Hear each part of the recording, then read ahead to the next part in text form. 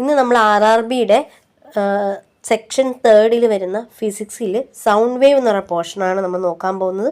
Sound is A form of energy that we can hear. നമുക്ക് കേൾക്കാൻ പറ്റുന്ന, നമ്മളിപ്പോൾ ഈ സംസാരിക്കുന്നത് പോലും നമുക്ക് കേൾക്കാൻ പറ്റുന്നുണ്ട്.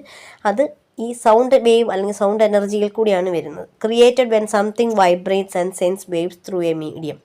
അതായത് നമ്മൾ എന്തെങ്കിലും ഒരു വസ്തു വൈബ്രേറ്റ് ചെയ്യണം, മൂവ് ചെയ്ത്, അതായത് ഒരു എന്താ പറയുക, ഒരു ക്വിക്ക് മൂവ്മെൻറ്റ് ഉണ്ടാകുന്ന സമയത്ത്, അത് വൈബ്രേറ്റ് ചെയ്യുന്ന സമയത്ത് ആ വേവ് ഒരു മീഡിയത്തിൽ കൂടെ, എയർ, വാട്ടർ എക്സെട്ര ഏതെങ്കിലും ഒരു മീഡിയത്തിൽ കൂടെ മൂവ് ചെയ്യുമ്പോഴാണ് സൗണ്ട് വേവ് ഉണ്ടാകുന്നത്.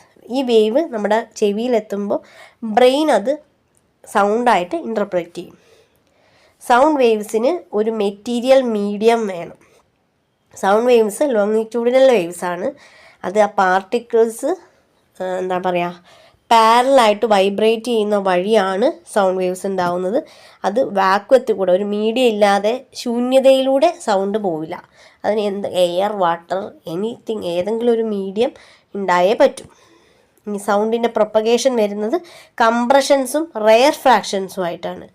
അതായത് high pressure, low pressure. High പ്രഷറിനെ നമ്മൾ കംപ്രഷൻസെന്നും ലോ പ്രഷറിനെ നമ്മൾ റെയർ ഫ്രാക്ഷൻസ് എന്നാണ് പറയുന്നത്. കംപ്രഷൻസ് എന്ന് പറഞ്ഞാൽ പാർട്ടിക്കിൾസ് ഏറ്റവും അടുത്തിരിക്കുന്ന സമയത്ത്, റെയർ ഫ്രാക്ഷൻസ് എന്ന് പറഞ്ഞാൽ പാർട്ടിക്കിൾസ് ദൂരെ നിൽക്കുന്ന സമയത്താണ് റെയർ ഫ്രാക്ഷൻസ് എന്ന് പറയുന്നത്. ഇനി അടുത്തത് ആംപ്ലിറ്റ്യൂഡ്. ആംപ്ലിറ്റ്യൂഡ് എന്ന് പറഞ്ഞു കഴിഞ്ഞാൽ പാർട്ടിക്കിൾസ് ഏറ്റവും കൂടുതൽ ദൂരം ട്രാവൽ ചെയ്യുന്നത്, മാക്സിമം ഡിസ്പ്ലേസ്മെൻറ്റ് ഓഫ് പാർട്ടിക്കിൾസ്. അതിനെ ലൗഡ്നെസ് എന്നാണ് പറയുന്നത്. ഗ്രേറ്റർ ആംപ്ലിറ്റ്യൂഡ് ഉണ്ടെങ്കിൽ സൗണ്ട് കൂടുതലായിരിക്കും. വേവ് ലെങ്ത് എന്ന് പറഞ്ഞു കഴിഞ്ഞാൽ ഓരോ കംപ്രഷൻസും, ഒരു കംപ്രഷൻ തൊട്ട് അടുത്ത കംപ്രഷൻ വരെയുള്ള ലെങ്ത്താണ്, അല്ലെങ്കിൽ ഒരു റെയർ ഫ്രാക്ഷൻ തൊട്ട് അടുത്ത റെയർ ഫ്രാക്ഷൻ വരെയുള്ള ലെങ്ത്താണ് wavelength. Time period and frequency. Time period എന്ന് പറഞ്ഞാൽ ഒരു വൈബ്രേഷൻ കംപ്ലീറ്റ് ചെയ്യാനുള്ളത്, അതായത് ഒരു കംപ്രഷനും ഒരു റെയർ ഫ്രാക്ഷനും കംപ്ലീറ്റ് ചെയ്യുമ്പോഴാണ് ഒരു വൈബ്രേഷൻ, ഒരു വേവ് വരുന്നത്. അത് കംപ്ലീറ്റ് ചെയ്യാനുള്ള ടൈമാണ് ടൈം പീരീഡ്. ഫ്രീക്വൻസി എന്ന് പറഞ്ഞാൽ ഒരു സെക്കൻഡിൽ എത്രത്തോളം വേവ്സ് വരുന്നുണ്ട് എന്നുള്ളതാണ് ഫ്രീക്വൻസി വരുന്നത്. V is equal to F into lambda. V എന്ന് പറഞ്ഞാൽ സ്പീഡ്, ഫ്രീക്വൻസി ആണ് F, lambda wave length. Pitch, loudness, timbre. Pitch എന്ന് പറഞ്ഞു കഴിഞ്ഞാൽ ഫ്രീക്വൻസി, ഹൈ ഫ്രീക്വൻസി ആണെങ്കിൽ ഹൈ പിച്ചാണ്. നമ്മൾ മ്യൂസിക് അറിയുന്നവർക്ക്, അല്ലെങ്കിൽ മ്യൂസിക്കുമായിട്ട് റിലേറ്റഡ് ആയിട്ടുള്ള ടേമായിട്ടാണ് നമ്മൾ പിച്ച് പറയാറുണ്ട്, ലൗഡ്നെസ് പറയാറുണ്ട്, ടെമ്പർ പറയാറുണ്ട്.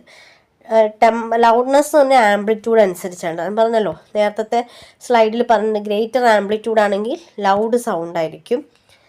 ടെമ്പർ എന്ന് പറഞ്ഞു കഴിഞ്ഞാൽ ഓരോ ഡിഫറെൻറ്റ് സോഴ്സസിൽ നിന്നുള്ള സൗണ്ടിന് തമ്മിൽ ഡിഫറൻസ് ഉണ്ടാവും. നമ്മൾ ഇപ്പോൾ ഒരു ഒരു പാത്രം കൊട്ടുമ്പോഴും, ഒരു ചട്ടി കൊട്ടുമ്പോഴും, അല്ലെങ്കിൽ വേറൊരു സാധനത്തിൽ, പ്ലാസ്റ്റിക് ആയിട്ടുള്ളൊരു സാധനത്തിൽ ഒരു തട്ടുമ്പോൾ വരുന്ന സൗണ്ട്, അങ്ങനെ പല സാധനത്തിൽ തട്ടുമ്പോൾ വരുന്ന സൗണ്ട്, അല്ലെങ്കിൽ പല സ്ഥലത്തു നിന്ന് വരുന്ന സൗണ്ടിൻ്റെ തമ്മിൽ ഡിസ്റ്റിങ്ഷൻ ഉണ്ട്, അത് തമ്മിൽ ഡിഫറൻസ് ഉണ്ട്.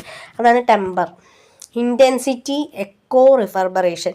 ഇൻറ്റൻസിറ്റി എന്ന് പറഞ്ഞു കഴിഞ്ഞാൽ ഒരു സെക്കൻഡിൽ ഒരു യൂണിറ്റ് ഏരിയയിൽ നിന്ന് വരുന്ന എനർജിയാണ് ഇൻറ്റൻസിറ്റി എന്ന് പറയുന്നത്. എക്കോ എന്ന് പറഞ്ഞു കഴിഞ്ഞാൽ sound reflected back after hitting a surface. അതായത് ഒരു സർഫസിൽ ഹിറ്റ് ചെയ്തിട്ട് ബാക്ക് വരുന്നത്. അതായത് നമുക്കറിയാമല്ലോ, ഒഴിഞ്ഞു കിടക്കുന്ന, അല്ലെങ്കിൽ ഒരു ഹില്ലിൻ്റെ മുകളിലൊക്കെ നിന്നിട്ട് നമ്മൾ ഉറക്കെ വിളിച്ചു കഴിഞ്ഞാൽ, അല്ലെങ്കിൽ ചില റൂമുകളിൽ ഒന്നുമില്ലാത്ത, അതായത് നമ്മുടെ വീട്ടിൽ ഫർണിച്ചർ ഒന്നുമില്ലാത്തൊരു റൂമിൽ കയറിയിട്ട് അവിടെ നിന്ന് നമ്മൾ എന്തെങ്കിലും ഒരു സൗണ്ട് ഉണ്ടാക്കിക്കഴിഞ്ഞാൽ ആ സൗണ്ട് അപ്പം തന്നെ അപ്പുറത്തെ സർഫസിൽ തട്ടി തിരിച്ചു വരും. പക്ഷെ എന്തുകൊണ്ടായിരിക്കും ഒരു നല്ലോണം ഫർണിച്ചറൊക്കെ ഉള്ള ഒക്കുപ്പൈഡ് ആയിട്ടുള്ള സ്പേസിൽ ഇത് ചെയ്യുമ്പോൾ വരാത്തത്?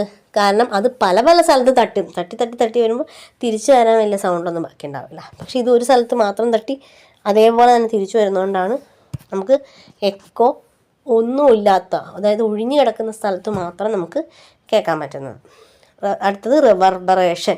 Persistence of sound after source stops. അതായത് ഒരു സൗണ്ട്, വലിയൊരു സൗണ്ട് കേട്ട് കഴിഞ്ഞാൽ കുറച്ച് നേരം കഴിയുമ്പോഴും അതിൻ്റെ ഒരു എഫക്റ്റ് കുറച്ച് നേരത്തേക്ക് ഉണ്ടാവും. വളരെ കുറച്ച് സെക്കൻഡുകളിലേക്കൊക്കെയാണ് അത് ഉണ്ടാകുന്നത്. അതിൻ്റെ ഒരു മുഴക്കം എന്ന് പറയും. Next audible range. ഒരു മനുഷ്യന് ഓഡിബിൾ ആയിട്ടുള്ളത് 20 Hz to 20,000 Hz ആണ്. അതിൻ്റെ താഴെയാണ് നമുക്ക് കേൾക്കാവുന്നതിന് 20,000 ഹെർട്സിനേക്കാളും താഴെയാണെങ്കിൽ ഇൻഫ്രാസോണിക് എന്ന് പറയും. എലിഫൻസിന് കേൾക്കാൻ പറ്റുന്നതൊക്കെ. അൾട്രാസോണിക് എന്ന് പറഞ്ഞാൽ 20,000 ഹെർട്സ് മുകളിൽ വരുന്നത്. അത് ഡോഗ്സിനും ബാറ്റ്സിനും ഒക്കെയാണ് കേൾക്കാൻ പറ്റുന്നത്. Next human ear enables us to hear sound കേൾക്കാനായിട്ട് അനുവദിക്കുന്നത് ഇയർ എന്നുള്ള പാർട്ടാണ്. അത് നമുക്കറിയാം. അതിന് 3 പാർട്സ് ഉണ്ട്. External year, middle year, inner year. ഓരോ പാർട്സും ഇൻകമിങ് സൗണ്ടിനെ സൗണ്ട് വേവ്സിനെ പ്രോസസ്സ് ചെയ്യാനായിട്ട് ഹെൽപ്പ് ചെയ്യുന്നുണ്ട്.